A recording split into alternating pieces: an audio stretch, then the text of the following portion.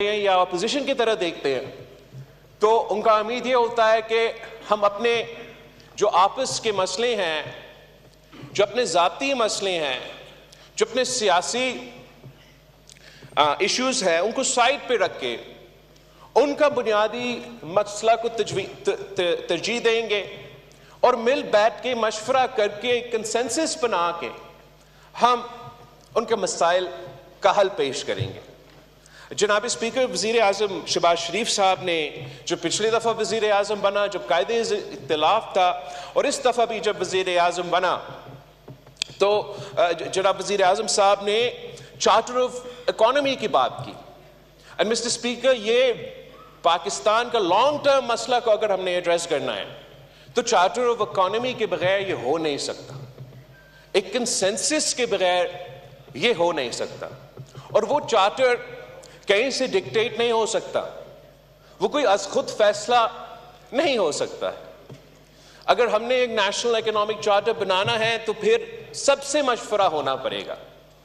ہم جو دوست اس طرف بیٹھے ہیں، ہم سے بھی حکومت کو بات کرنا پڑے گا، اور جو دوست اس طرف بیٹھے ہیں ان سے بھی بات کرنا پڑے گا،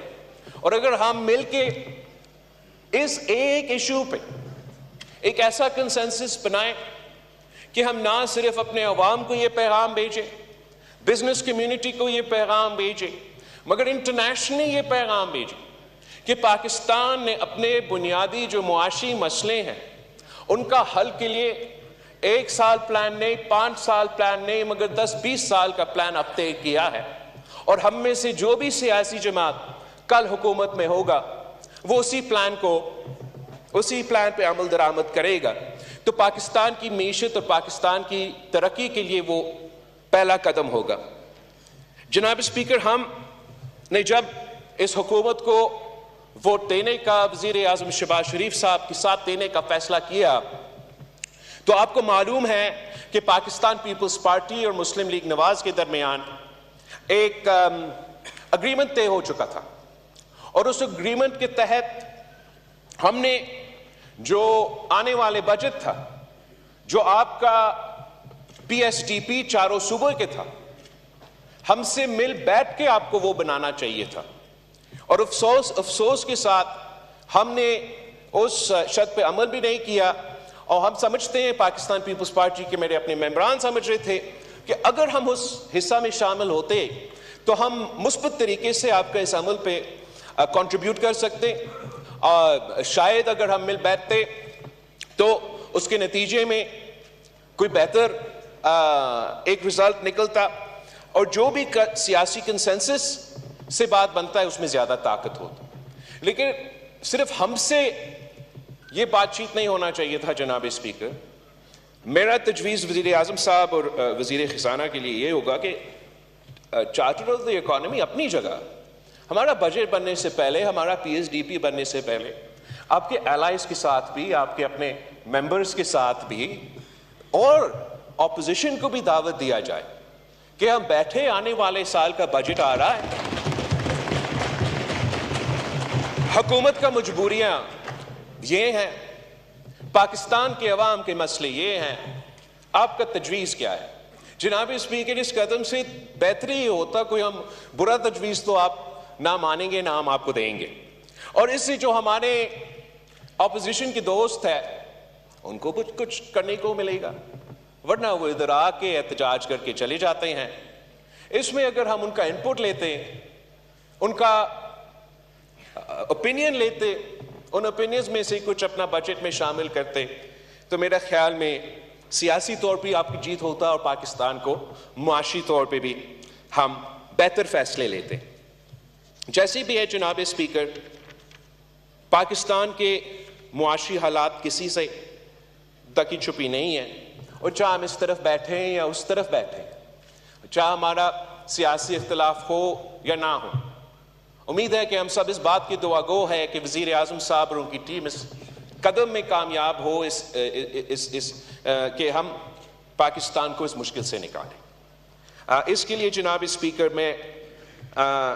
ایک دو پازیٹیو باتیں پہ بھی زور دینا چاہوں گا۔ ایک تو میں حکومت کو، ہم سب الیکشن لڑے اور اس لڑائی میں جو معاشی حالات کے مطابق پاکستان کے عوام کے سب سے بڑا مسئلہ ہمارا سامنے تھا وہ مہنگائی کا مسئلہ تھا. ہم سب جانتے ہیں کہ جب ہم الیکشن لڑ رہے تھے تو ہمیں یہ کہا جاتا تھا کہ 5 سال پہلے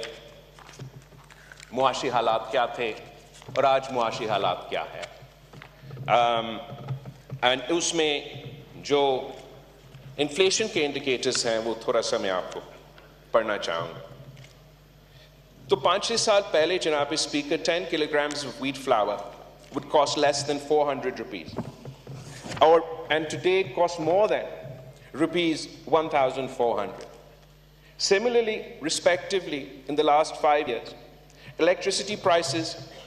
have gone up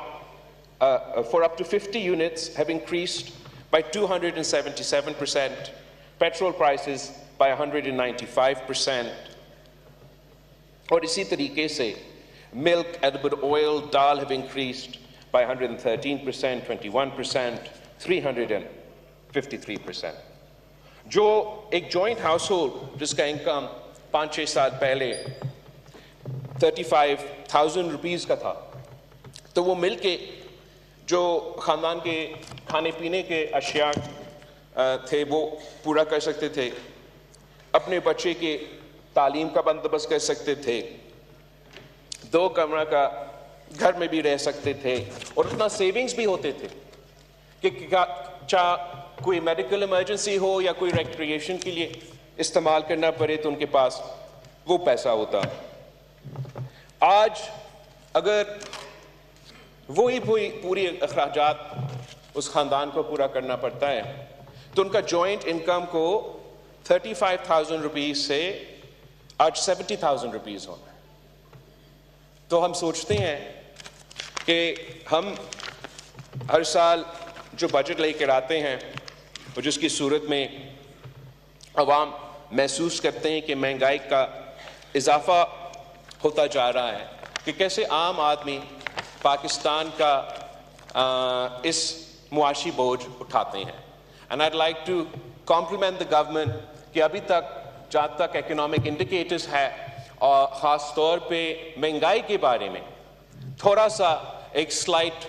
ڈپ آ رہا ہے, اور ہمارا امید ہے کہ حکومت وہ پالیسیز جاری رکھیں گے جس کے نتیجے میں یہ مہنگائی میں کمی آ رہی ہے, اور امید ہے کہ اس مہنگائی کی کمی کو عوام محسوس کریں گے, عام آدمی محسوس کریں گے. اور اگر